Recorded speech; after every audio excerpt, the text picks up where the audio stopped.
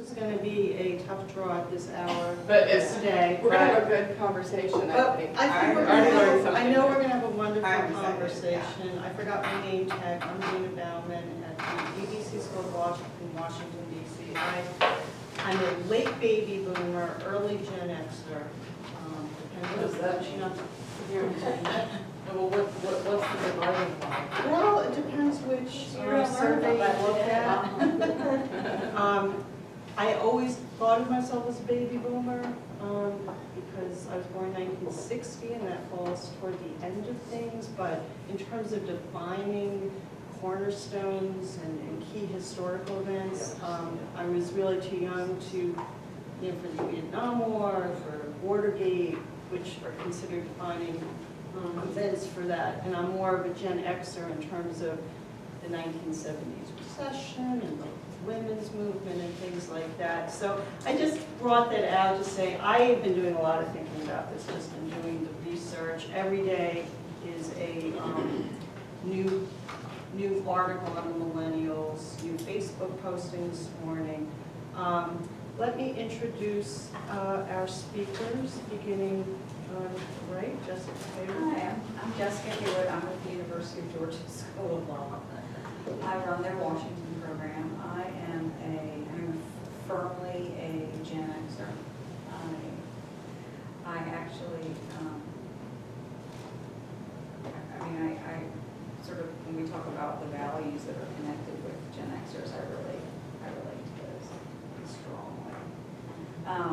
But yeah, Judge Tate. I'm Susan Tate. I am the probate court judge here in Athens, Clark County, and am clearly a baby boomer. There's no way around that. I came of age in 1968 was when I graduated from high school. So, of course, that was a momentous year. Yes. And then in 1970, when Kids 8 happened, the various demonstrations, which had previously been a separate one for civil rights and one for women's rights and one against the war, they just all combined. So we had a couple of massive protests after that. It's interesting, it does influence you.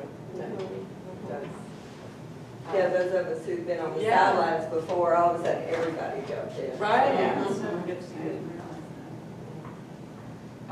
So my name is Teresa Schmiedler. I'm at Maryland Law School, and I am a late baby boomer, and I really relate to that generation. Although you pointed out Gen X, I don't relate. I relate a little to Gen Xer because I have a younger sister that's a Gen Xer, but I'm from a big family, and so I was surrounded by a lot of siblings that were baby boomers too, and I just really. My career choices, my philosophies are very much shaped by the events that you just described. I wasn't in college, but I do really remember Vietnam War, Watergate. I remember the life lesson. The takeaway was just always speak truth to power, even if it's uncomfortable. And I work with so many millennials, so I'm always trying to shake it up and learn new ways to engage that generation. So that is why I'm interested in this panel. Thank you guys for coming on. How's that going? We're at opposite ends of the divide. I'm born in 62, so I'm at the very tail end of the baby boomers. And, Oh, UVA. and I am in between the Gen Y and millennials, depending on what you look at. I was born in 80, so technically that's like right when they say millennials are starting, but I have definitely found myself not really relating much to millennials, which is why I'm here. And people often turn to me and they're like, so what is your generation? I'm like, whoa. I'm like, I'm technically maybe there, but I definitely don't feel like I relate to them. I did a presentation on millennials and I've done research on it. So my supervising attorneys at NAR trainings, because they would often ask me, I just feel like they're very different from me. I don't know how to way to them. So that's why I'm here to learn and get some ideas, because I feel like I want to do this again, another presentation on it, and think about what everyone else is doing. Yeah, I mean, as small group as we are, I think we all want to have a conversation more than a lecture. I just want to thank Jessica for bringing Judge I Tate know. to us. Nice. You know, we felt it was very important to bring a field supervisor Mhm. to the conversation because, as we've talked about at the conference, this is a partnership with our Yes. supervisors. And to literally not have them in the room seemed we would be falling short on that. And Judge Tate, Jessica and I had a conversation with her at the courthouse on Friday morning and has many years of experience in supervising millennials, Gen X, so thank you again for coming on this Sunday morning. I thought also just sort of the conference theme, coming of age. This is Yeah, literally that's coming of age. That looked to be, and the millennials are now, you know, they're field supervisors, so what's that about? So let's start, we have a video. Oh, we might, you know what? Yeah. Let's do that. Then it'll make it. We're too distracted. let's do because this. You can be part of the they're audience. Video. Yeah. So the guy that we're gonna, that put together this video, his name is Simon Sinek. And he studied law at London City University, and he has a BA in cultural anthropology from Brandeis. He began his career with New York ad agencies and then started his own business, a consulting firm. And he's written multiple books on leadership. He is a frequent TED Talk contributor. I think his talk on leadership is ranked number 3rd in terms of views. We're going to look at his video on millennials, and Dina and I were sort of talking about how to introduce this video and where it fit in the conversation. And I think what Simon does a great job of doing is explaining the why, sort of the why millennials act like they do. We're going to spend a lot of time talking about sort of their characteristics generally, but I think understanding the cultural and historical norms that impacted that generation gives us just more of an understanding of what we're dealing with. You'll see too that the way that he's done this video is in a way that is designed, I think, to appeal to. And I'm trying to look up that program that does that for you. Oh, great. Yeah. Should I try to do this? So why isn't it showing? You might have to close the latest that has the PowerPoint. It's showing probably, or is it showing on your screen? We might have to grab a millennial. I know, it's like, oh, it's happening. Yeah, exactly.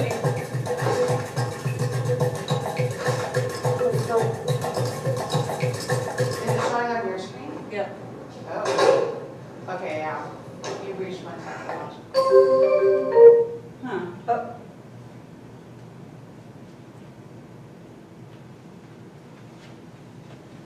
Why is it not, she plugged it in here, so it totally should be doing that.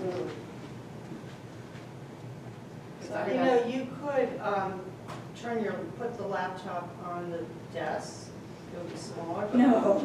watch it. No.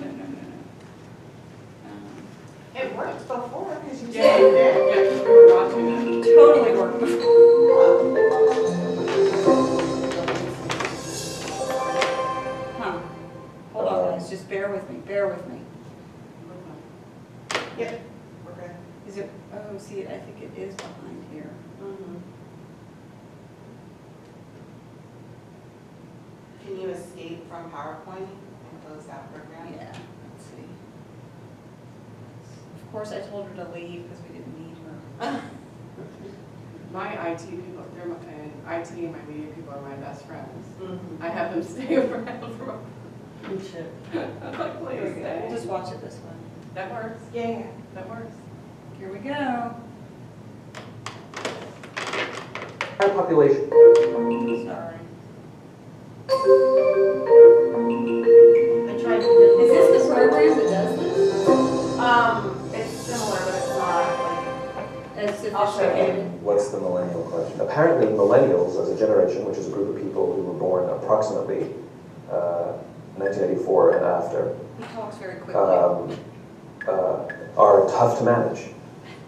And they're accused of being entitled and narcissistic, self-interested, unfocused, lazy. But entitled is a big one. And because they confound leadership so much, what's happening is leaders are asking the millennials, what do you want? And millennials are saying, we want to work in a place with purpose, love that. We want to make an impact, whatever that means. We want free food and beanbags. And so somebody articulates some sort of purpose, there's lots of free food and there's beanbags, and yet for some reason, they're still not happy. And that's because there's a missing piece. What I've learned is that I can break it down into 4 pieces, right? There are four things, 4 characteristics. One is parenting, the other one is technology, the third is impatience, and the fourth is environment. The generation that we call the millennials, too many of them grew up subject to, not my words, failed parenting strategies, where, for example, they were told that they were special all the time. They were told that they could have anything they want in life, just because they want it, right? They were told, some of them got into honors classes, not because they deserved it, but because their parents complained. And some of them got A's, not because they earned them, but because the teachers didn't want to deal with the parents. Some kids got participation medals. You got a medal for coming in last, right? Which the science we know is pretty clear, which is it devalues the medal and the reward for those who actually work hard, and that actually makes the person who comes in last feel embarrassed because they know they didn't deserve it, so it actually makes them feel worse, right?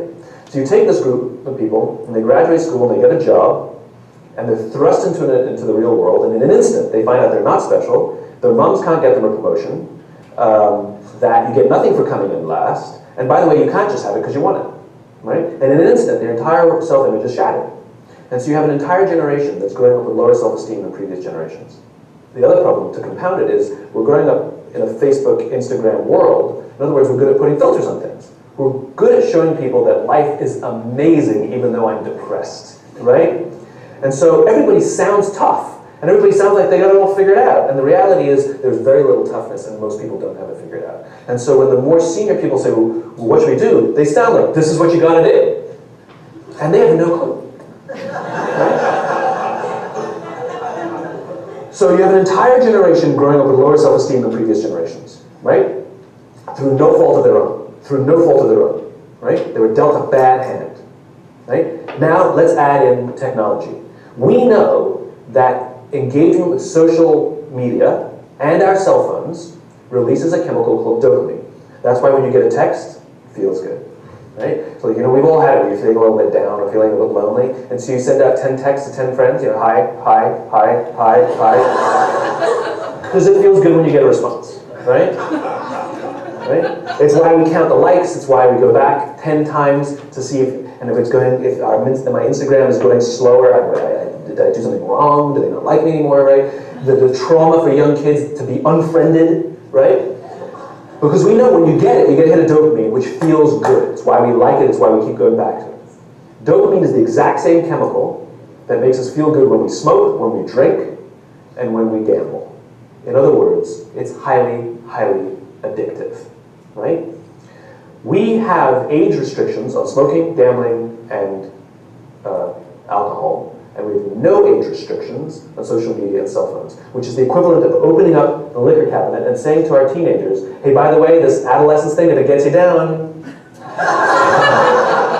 But that's basically what's happening. That's basically what's happening, right? That's basically what happened. You have an entire generation that has access to an addictive, numbing chemical called dopamine through social media and cell phones as they're going through the high stress of adolescence. Why is this important? Almost every alcoholic discovered alcohol when they were teenagers.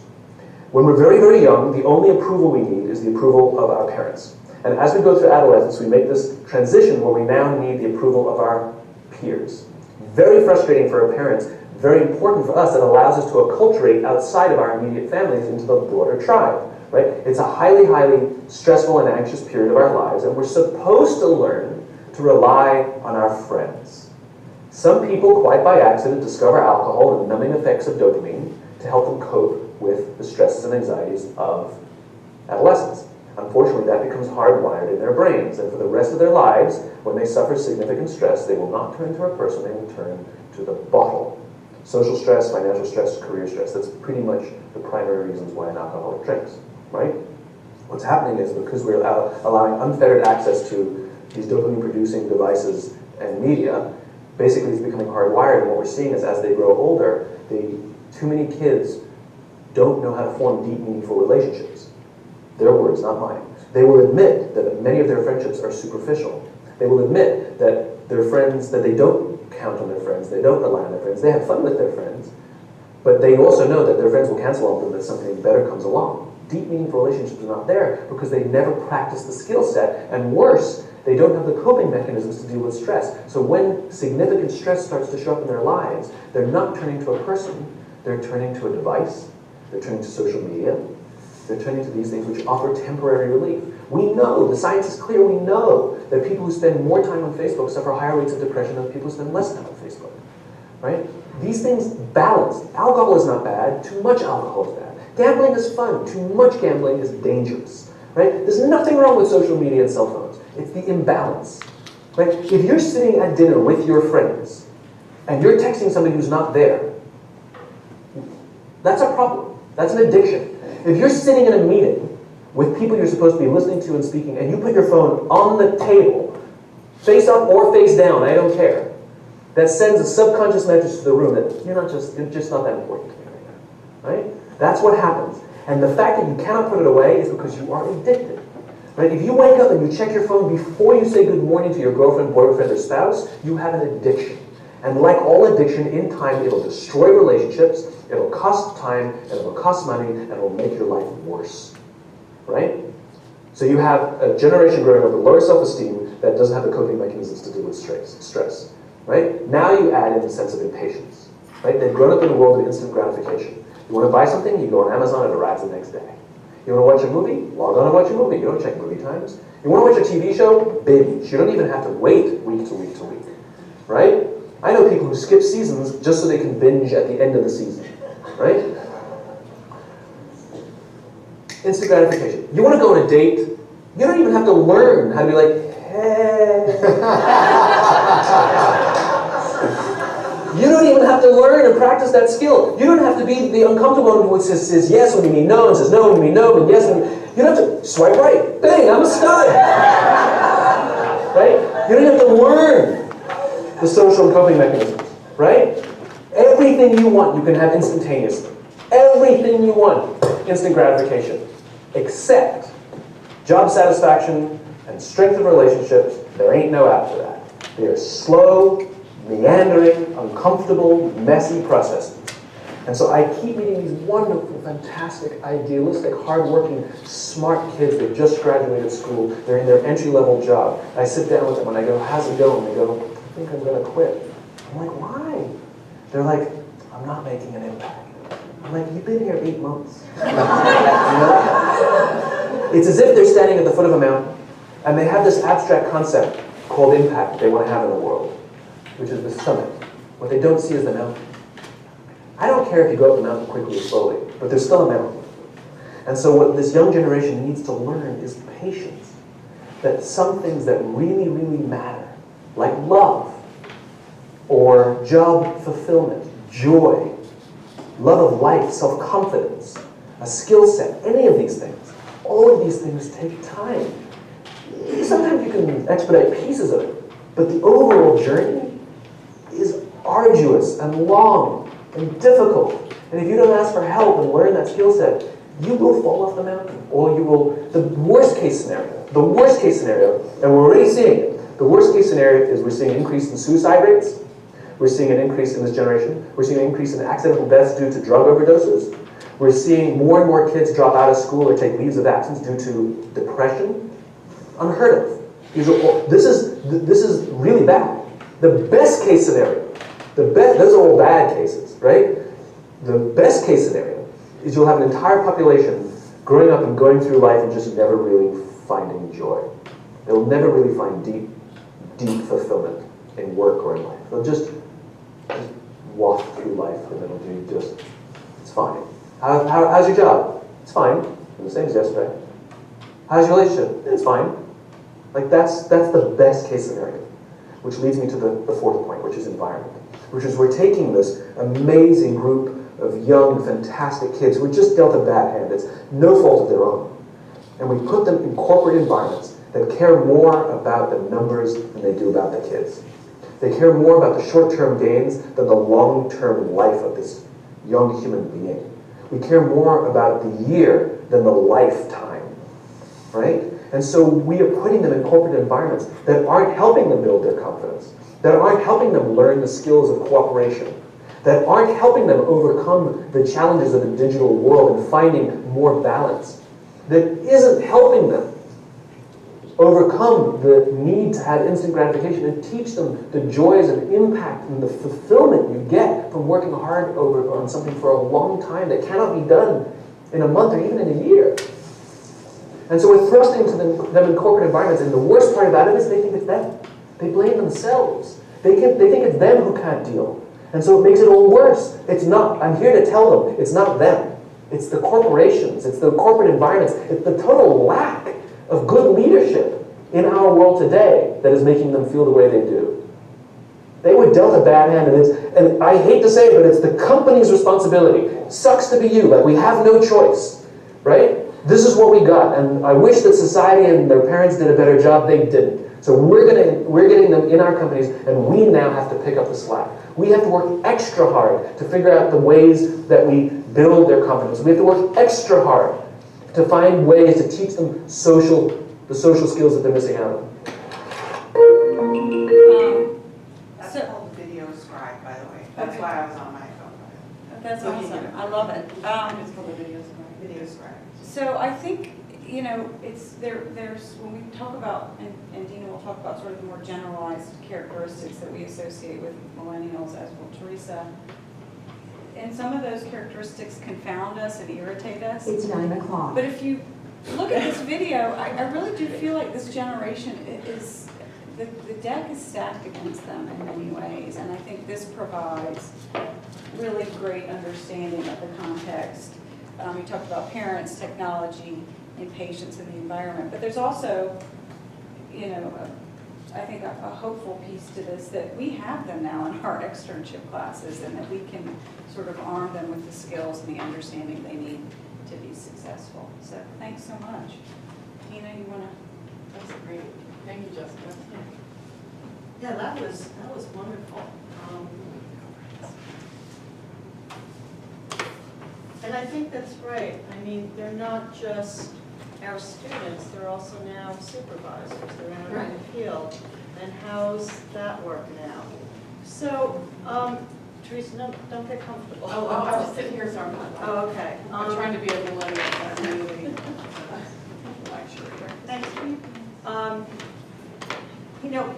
And some of this, you read articles, a lot of it's kind of, they're, kids today kind of thing, and we've developed this, we have thought about this, we all have responsibility here. Supervisors, attorneys, we're part of the profession, and it's a mutual responsibility for us to mentor who we have. Teresa and one of her colleagues at the University of Maryland wrote an article on this so let's go to Teresa, and she's going to give us sort of the framework in which we've thought about and put together the presentation. So she's giving me too much credit. I had a lot of fun. So I want to pass this around. So the Maryland State Bar last year invited the two state law schools to address the question of professionalism in the workplace. And I was asked to write an article about the role of the law school and the role of the attorney supervisors and the challenges that we face. I'm going to pass around the article, and I can pass it around. yeah. The nice thing about this article, so I hope you guys continue the conversation, because I felt like we just sort of tapped on some just basic themes and issues that we experienced as an externship supervisor, or my colleague at the time, she was working at a large law firm where she was responsible for the professional development of the young attorneys. And so that was the perspective of the article. We tied in the whole theme of professionalism to the Maryland State Bar Association's mission to develop professionalism as part of, a way to evaluate the responsibility of attorneys. And it's such an evasive term. When I speak with my students about professionalism, they're like, what do you mean, like the way I just dress? To me, when it's ever at that level, I feel like that's just like such a basic non-issue. I think when we talk to them about dress, they right away think that we're talking down to them.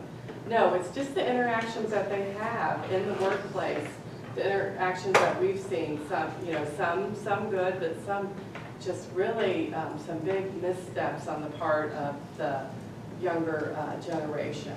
So I interviewed some of my students, I interviewed some attorneys at every level, millennial attorneys, very senior attorneys, and the takeaway in the article was really great, because instead of saying, oh my gosh, these millennials, they're doing everything wrong, it just came to the point that it's really a two-way street, it's a collaboration. The millennials can learn from the older generation, and the older generation can learn from the millennials. And in this article, we gave some. I thought that one of the best examples was a senior attorney at the Maryland Attorney General's office. She said she's very direct when she does her hiring. She puts out what her expectations are of the young attorneys, and she said she really has not been disappointed.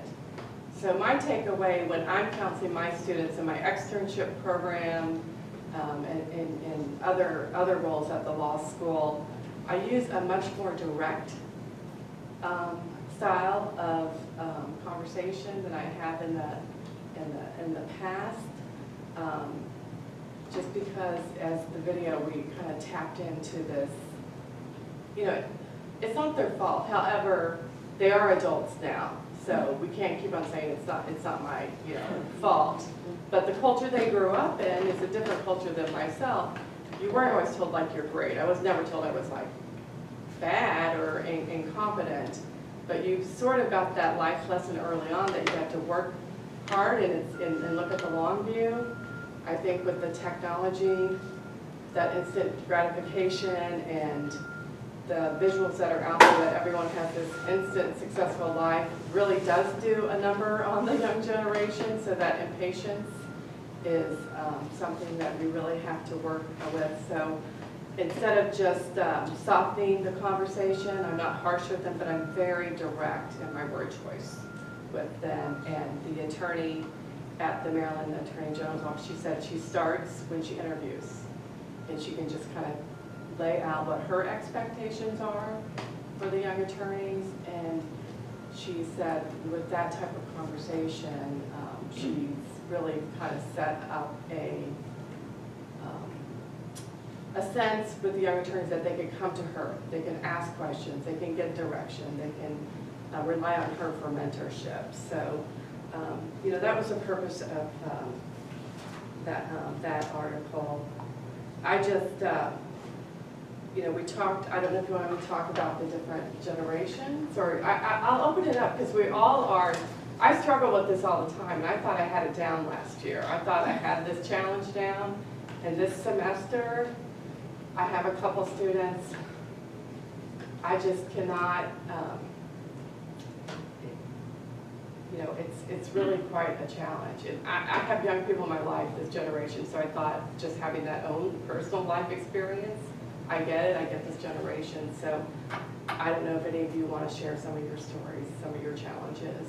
Well, can you be concrete? I mean, obviously with that violating confidentiality, what challenges are you facing this semester, for example? This one, which I thought had sort of dissipated, gone away, is I have someone of that generation that really has a sense that they should be at the top right now. They know as much as their attorney supervisor, just that perception. I don't know if it's a personality issue, but I do think some of it's generational, is not having a respect for all the hard work that got their supervisor where they are. I keep on going back, having that same conversation, without insulting the law student, that they do know more than you, and they've accomplished more than you, and you can learn from them. So I try to give her language on how to build a relationship.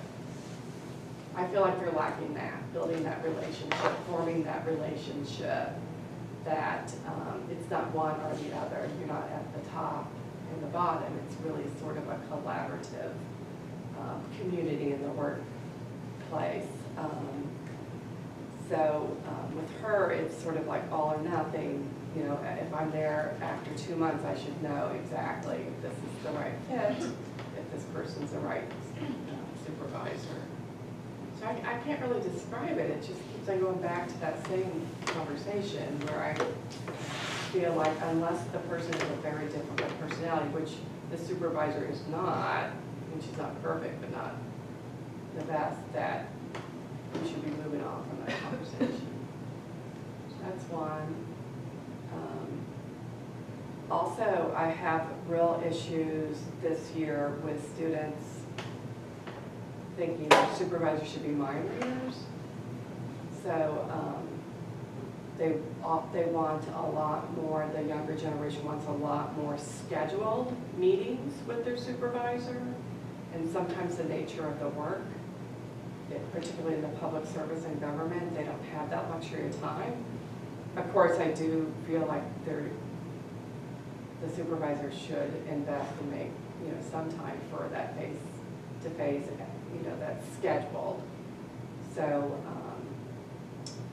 kind of coaching the student that, from my own experience, a lot of it is kind of informal meetings, reading the cues and finding out a good time where you might be able to go in and interrupt in a nice way your supervisor and get that face-to-face without a formal meeting. So I guess it's more that generation. Sometimes I find a very black and white type of thinking. Does that make sense? Do you experience that? Judge, what do you see when students in your tutelage, as Teresa said, wanting to schedule meetings or sort of this entitlement issue? For those of you who just walked in, I'm Susan Tate. I'm the probate judge here in Clark County, and I've been working with externs from the law school and academic credit, and what I used to call internships. They changed the name at some point, for 21 years. And so, of course, just this recent set of folks are millennials. But I think the subset that I see are kind of exceptions to the rule for the most part. Certainly, there are some differences. I think these young adults have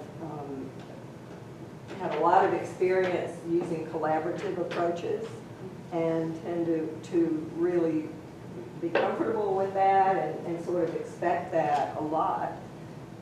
And to the extent that we can in a court setting, I enjoy that sort of approach too. For example, after we've had a hearing on trial and the student's been observing that, the student and the staff attorney in probate court and I always sort of debrief, and I get their impressions and they get to ask questions, and often people do have a lot of insight into what's going on, and the students do seem particularly impressed by or struck by the personal dynamics that go on. Probate court tends to be a lot like divorce court, only there are more parties. So you just don't just have one party against another party in these contested cases. You have factions of brothers and sisters, or kids in an adult ward, or a deceased person who don't see eye to eye. But the ones that I work with tend to usually be pretty confident too. So I think that sounds like the exception to the rule. Over the years, across the generations, I have occasionally had a student who seemed to have not grown up learning problem-solving skills, and I think those are probably the ones who had parents who did all their problem-solving for them. So they struggle most because they haven't developed that critical thinking ability either. I think a lot of people are solution-oriented, very much so, at this age, which is good. But even though they may have a great idea, I think one thing we can do for them as supervisors or teachers is to encourage them to intentionally think about the process before rolling out a new idea. They can't expect it to be accepted immediately. So they might be encouraged to just go with the flow for a while. Now, I do not think that we should overdo this. It can so easily be overdone.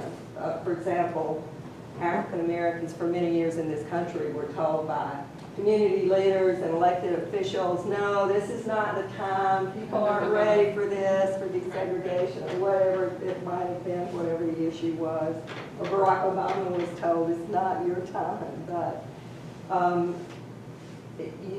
you can't expect people to wait until the whole organization is ready for a change.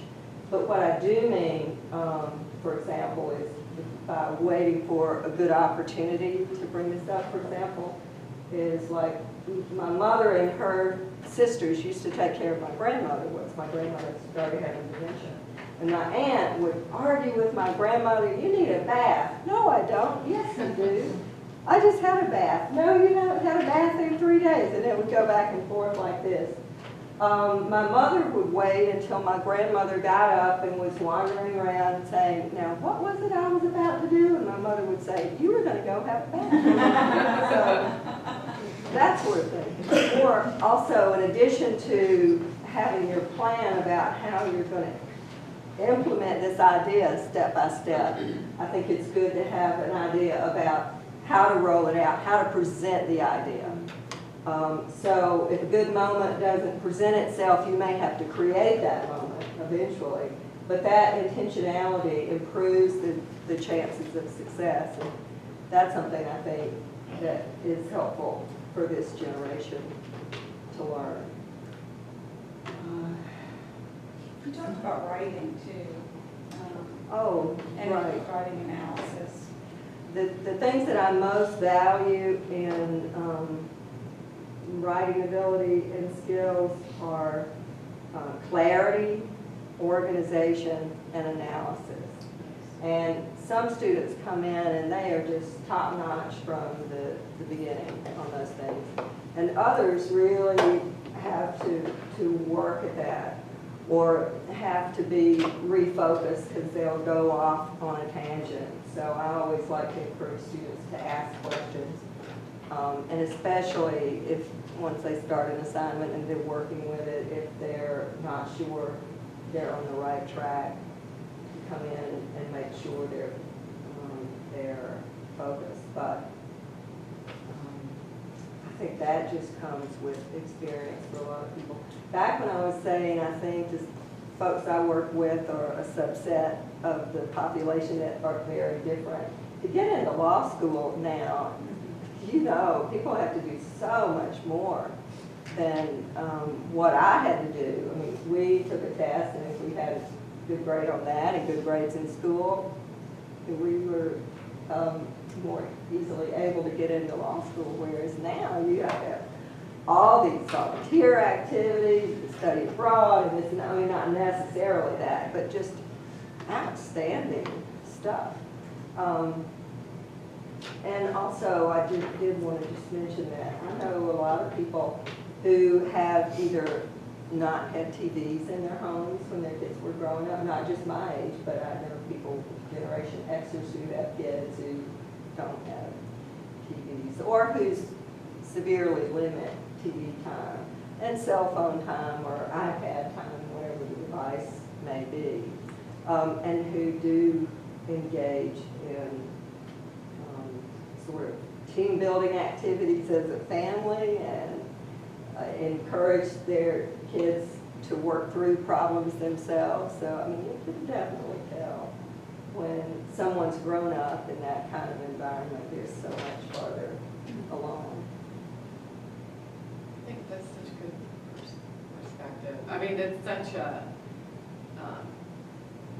what I notice myself as with the students is I need a lot more patience, because sometimes I have to step back things I might know, or just as the younger generation are assuming that we're mind readers and we know that they want something more interesting. I had to, you seem very patient, I would love to be your clerk, but I have noticed myself, sometimes I have to step back before I say something to my students that, for example, maybe they did not have that experience, how to work through that problem. So I have to give them an example. Oh, another thing I've noticed is that I think millennials really value flexibility. I mean, part of that may be that they are aware of how hard it is to have a work-life balance. They're conscious of that more so than we were. And I think, so they would appreciate being able to work from home. And almost, some people almost expect that, depending on the circumstances. But I think it's a really good thing to have in the workplace. I also think they value flexibility just for its own sake, and not just from working with students from the law school, but also from participating in management team retreats for Athens Clarke County for years. And we've had like a very different, diverse age group of managers in the county. And the worst thing a younger one can hear is, this is the way it's always been done, or that's the way it's done. As opposed to something like, you could just tweak it and say, this is the way we do it now. I'm sure that we've got a lot of processes that could be improved upon, or some other way of inviting ideas and making people feel included, and not just like any idea they have is going to be automatically thrown out. I mean, rigidity is just not going to cut it. I wanted to pick up on something you said about sort of face-to-face time, because I'm passing around a handout from a Friday morning session that focused on Foundations for Practice project of the Educating Tomorrow's Lawyers Initiative, the Institute for the Advancement of the American Legal System. And this was a survey of employers and others, and what employers, the market is looking for in students. And one thing really caught my eye, and it builds on what you were saying, is that work ethic, that legal skills, things like research and writing, are not the most urgent things that employers are looking for from new graduates. What they're looking for is judgment. They're looking for work ethic. And I started thinking, okay, but also the survey showed, although work ethic was very high, face-to-face time was not that important. It had sort of dropped a bit. And I know my program does not allow students to earn credit for working, from home, because face-to-face time is very important. We know that how much our students learn from being in the courthouse, from being in the office. And many programs don't allow remote placements for that reason. And yet, maybe we're getting some information from this survey that face-to-face time is not as important as we used to think it was. There wasn't much information that I recall that, said who was answering the survey in a breakdown by age, but I'm thinking perhaps millennials, now as attorneys and supervisors, maybe they don't think the face-to-face time is that important, and it's showing up in these kinds of surveys, and as a result, maybe as externship supervisors, we want to kind of rethink that. And that was the, just standards of professionalism above. For one, professionalism will always be, critical of what actually constitutes work ethic and how we define it, different generations define it. I think that evolves. May I add something to that? When I mentioned flexibility along these lines, what I would say is we usually have a schedule. The student is expected to come in certain days a week, so many hours a day, and the student always comes up with this schedule based on their classes, but then we have this understanding that if there's a reason to adjust that, say you got to study for a test, or you got family or friends coming from out of town, or you're leaving town, or sometimes I've had a student who was working on a research project, and they had a reason to be at home because they got a sick cat or something. I mean, those kinds of things where it just makes sense to make those adjustments, and again, not be rigid about things. So I think certainly that's something you could encourage your supervisors to allow. Maybe they did it, but I don't know. We do it for DC semester because there's so many federal agencies that have this flex time where you work a full week and then you get the next Friday off. We do allow our students to get credit hours for remote work. Now, it's not optimal, but if it's one day a week, if nobody else is in the office anyway, it cuts down on the commute time for them. I think ultimately they're probably more efficient. But I do think we have to sort of let go of our, firmly ingrained in me is that the best relationships are the face-to-face or but maybe people don't need that. I don't know. That was something I picked up on from that session, and I'm sure there are other points, but I grew up, the water cooler conversations, and this was something where a baby boomer, particularly perhaps a law firm, expects a new associate to be in the office Saturday morning or Sunday afternoon, and yet as we move forward, maybe that's not so true anymore. Maybe as the millennials become partners, the associates no longer have to be in the office. And it just, to me, that sort of insight was a mark that what we consider professional is changing. That's where I think both generations there's an opportunity to learn, because that's what I love about the millennials. They really, I think they saw their parents work crazy hours, and that work-life balance, I have to check myself all the time. Really? I think you should go home and go to your yoga class, not because I'm the best worker, but you just have this idea. They look at the whole picture, the whole quality of life in a much better way than my generation. I love that about that generation. However, I think it's like a mix. I like that, there are some, I allow my students, if they have permission from the site supervisor, something comes up, you can work on this research project from home, but you need to have that conversation with the judge, with the attorney, but I don't like them all the time off site. Right. Or they miss out. Right, the rule is you're here, but if there's a reason to make an exception, then why not? Why not? But the face-to-face, I started myself at work, I walked to someone's office. Everyone was sending emails, they could be right next to me.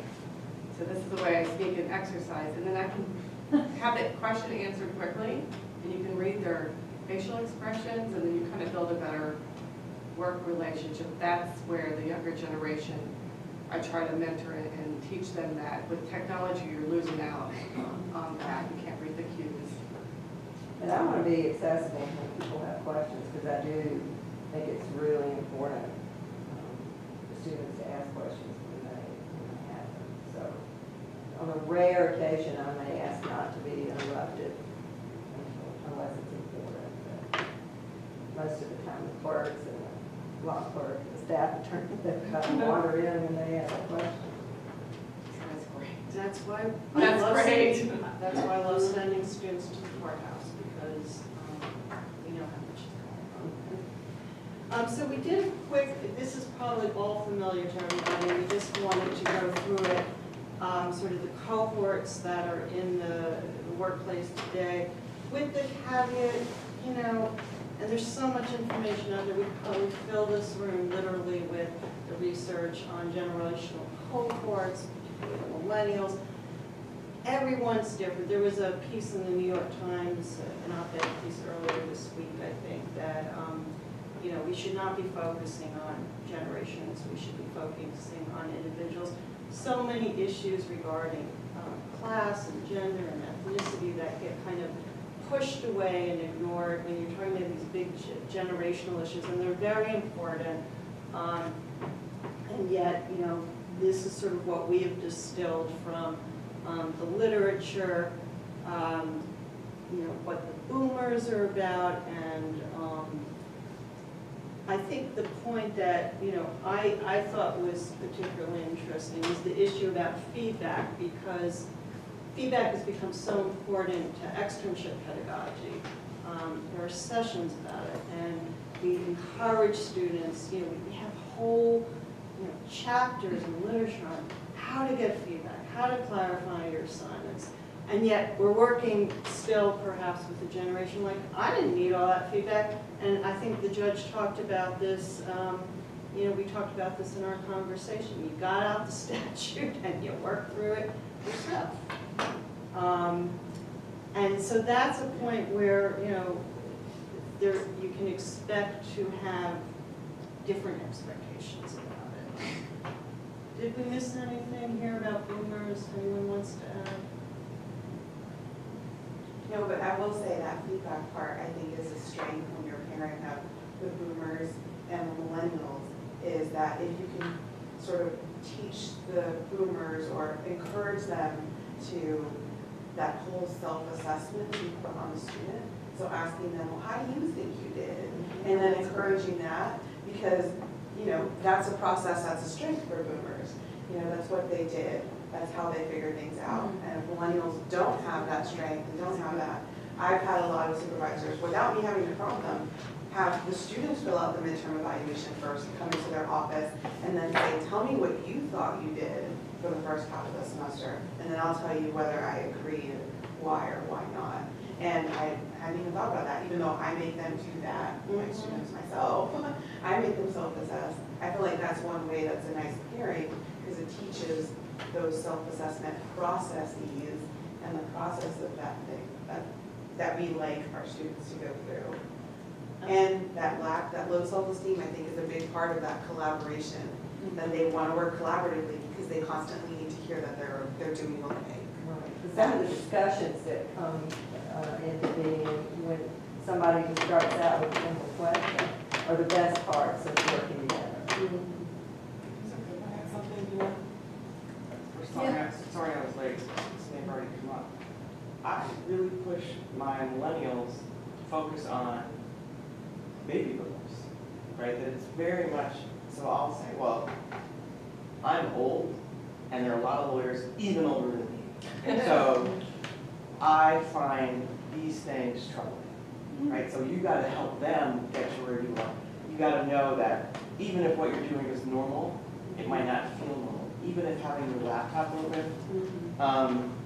in a meeting is or in a presentation is normal, that's not acceptable to some of us. Or I'm having to tell myself, not my generation, they're not trying to be rude, they're not, but I mean, I actually really think they're rude. And so I explain, like, if you walk into my office without a pen and paper, you're telling me from the second you interrupted my work that nothing I'm gonna say warrants right.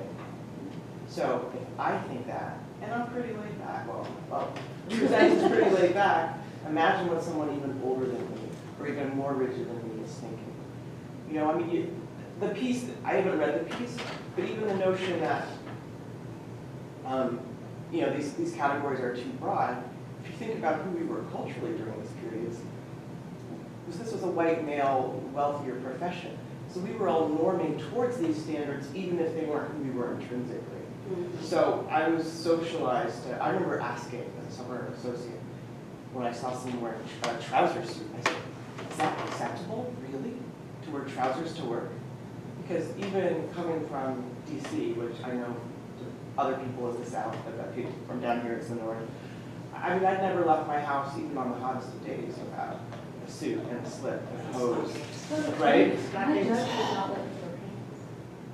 Yeah, So you have to say, like, these norms are out there, so for you guys to be effective, you have to, I would say, convincing the students that they're the ones with the Jedi metrics, right? That they're the ones, when they're managing up effectively, who are helping the baby boomers understand.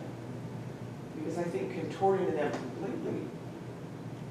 Yeah, I mean, there's a lot of different threads about this, that we should be, you know, the helicopter professor, you know, catering to the millennials, you know, and yet, you know, if we're not helping them accustom, you know, orient themselves to the landscape that exists, like the video was talking about, we are really not doing them any favors in becoming those self-assessing, self-directed people that we want. Gen X sort of falls in between. It's the smallest generation. It's doesn't have as much in the way of, you know, there's wars. There's the Carter years, you know, lines at the gas station, things like that. Becoming comfortable with technology, work-life balance, but what I've noticed in the literature is there's not, you know, not the most dramatic group of people, but they're the ones who are becoming the seniors in the workplace. And then the group that we focused on, and we've heard a lot about it. I can't tell you how much millennial research is out there, but it's a lot. And a lot of it seems contradictory, you know, they're reluctant, you know, they're highly educated and scheduled, but they want to be creative, they're altruistic. So, you know, you wonder why all these differences, and maybe it's just who's looking at it and what they're looking to find. Can I just add to that whole idea that we were just talking about? I think that idea of us teaching them almost that new, the language you need to be seen as successful. So it is kind of like teaching them the language, like the clues, the inner thoughts of your supervising attorney. Like we're teaching them this language. If you want to be successful in the terms of your supervisor to be seen as successful and get that evaluation, here are the things they're expecting. And I think it's very, like that whole idea of being direct. The clear expectations, that's one thing I told my supervising attorneys is, if you want a good match in the beginning, your posting needs to have very clear expectations. And that's not wasting your time in interviews, and then you have to optimize your interviews, and that's not making sure you're having a good match at the end. But I think this idea of teaching them that new language to get in the door, and then I think, honestly, I think they're gonna change, they have a different definition of success, and they're gonna change the way the workplace works, and we see that already happening, right? In the technological world, the Silicon Valley of what is okay, professional. And I think that it's gonna, that whole thing we talked about with their parents working a lot, the work-life balance. I don't teach self-care to encourage work-life balance because I think they already have that ideal in their head. I teach self-care because I think they have a preconceived notion of what law school and busy law school students should be doing. And they get caught up in that hectic life. And they overschedule and they do all these things, and they don't know how to manage it because they've never had to do that in their lives. And so I teach the skills to manage that, and I feel like that idea of teaching self-care is something, in some ways, they're already doing, sometimes they're doing a little too much of it. But I think that it's taking them out of that preconceived notion of what the law school hectic frenzied life is, and saying, you don't have to be that, you still need to continue that self-care and do it as lawyers, because people who got caught up in that at law school and then continue that life as lawyers, you can see the statistics are not doing well. And also the, sort of the constant tech thing, the addiction to the phone, the addiction to social media, and, what he was saying, that it actually, changes your body chemistry. We've seen growth in mindfulness and yoga for students and tech breaks, and that's something I think many of us are building into our seminars. And how do you deal with perhaps a supervisor who is tech addicted? And I think you had an example in your article about somebody who emailed, the student at 3 a.m. and was expecting an answer. I have to share this story. This is a true story. You can look it up. I won't say the name. It was a supervisor who also now is running for political office in Maryland. It's unbelievable. He's probably at the high end of the millennial generation. So he would hire these students to come work in the Attorney General's office. He was second in charge. Yeah, right. You'll have to look it up. But you can't, because it's all public information. And so he would hire the students for academic credit, and then he would call them back for the second interview and say, I need your cell phone number because I might have really important work that comes up on a Friday night or a Saturday. So all the students went along with it, except I had one. I did not know about this. And she came to me Friday afternoon, and she's like crying because she said, I just have to talk to you. She said, I got this externship, and I'm really excited because this person's a big deal, and it's a good opportunity.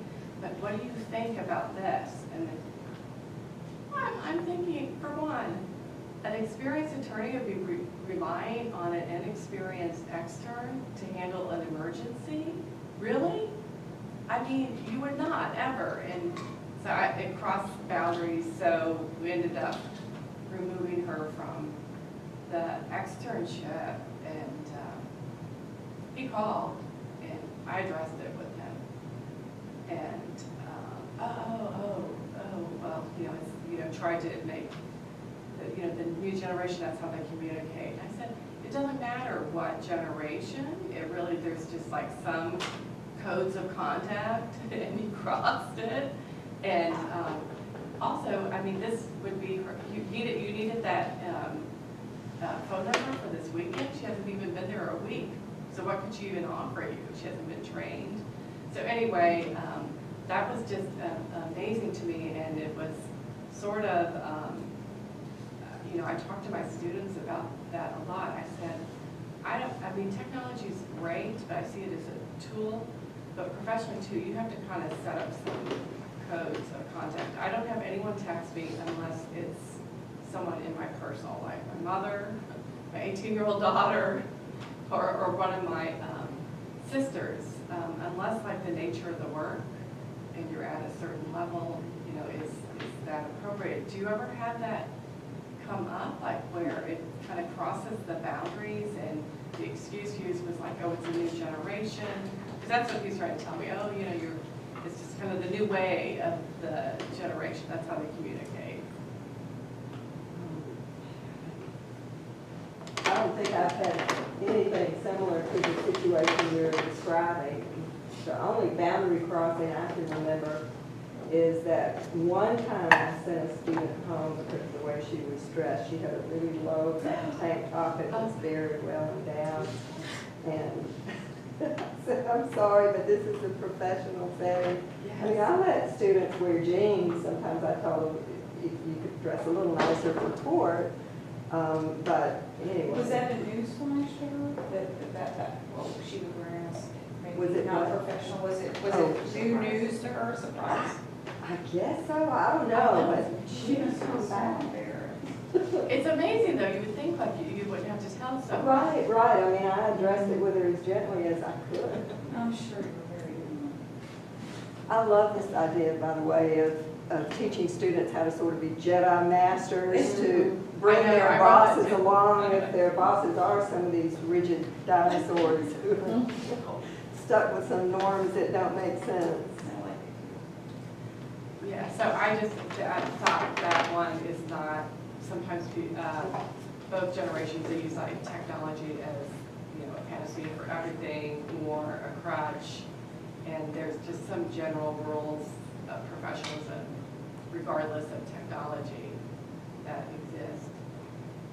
So And that I was, think this all gets to, you know, what the point we wanted to make in the beginning, sort of the framework, is this, we influence each other and we have an obligation to learn from newer generations as much as we have to mentor them.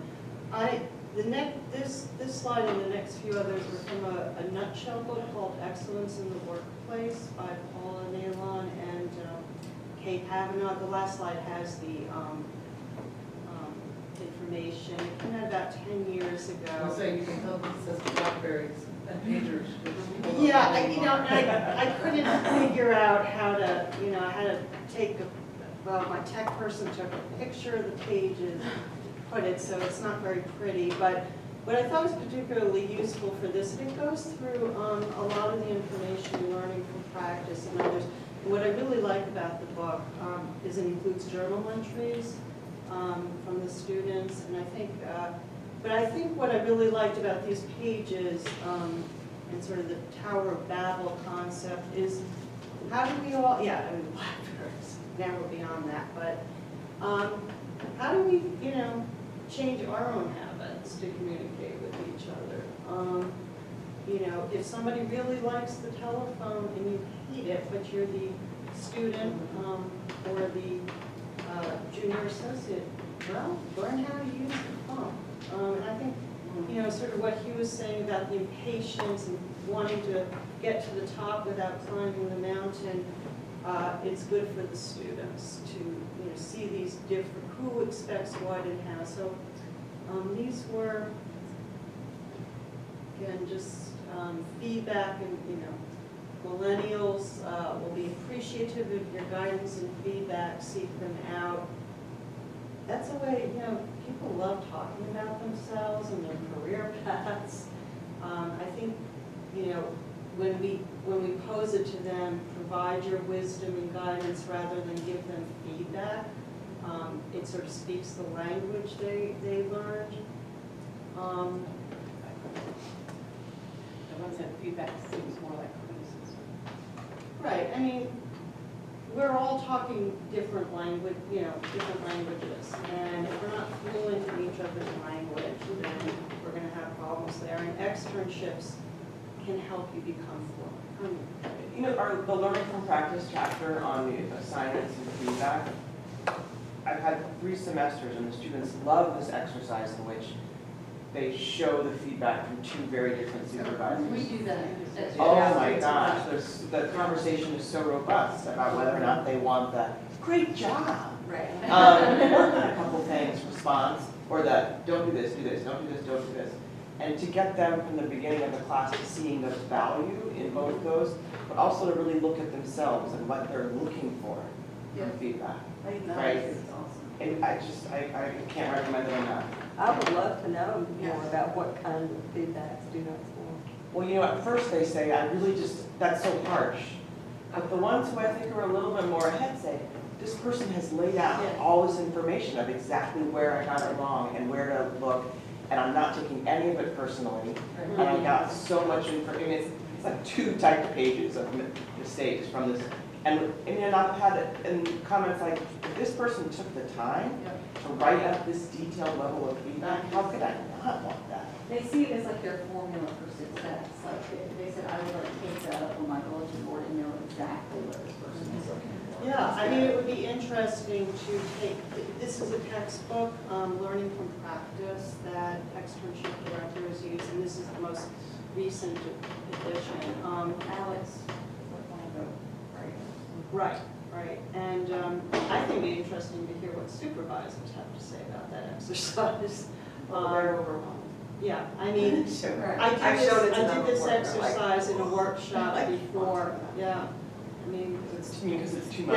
Yeah, they're like, I don't have time for that. Right. And they kind of freak out, their eyes get really big, and they're like, is that what you want us to do? I tell our students to ask, Inspirational. sorry. No. we have to, Well, we're supposed to end at 9:45. Oh.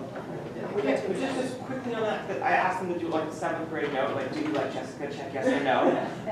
And to number their paragraphs and ask the supervisor, just like, star the ones that look strong to you, and then put an X around the ones where I really need to do work. Yes. Or tell me out of this, what section was the strongest, Yes. right? So then it's super fast for the supervisor to say, that was a good section, or work on this. And then the students can go from there on their own. right, Yeah. it goes back to their learning goals. What do you want to learn the most? And if you can point your supervisor to where you need, the most help, or what you think the most help on, you are helping them help you.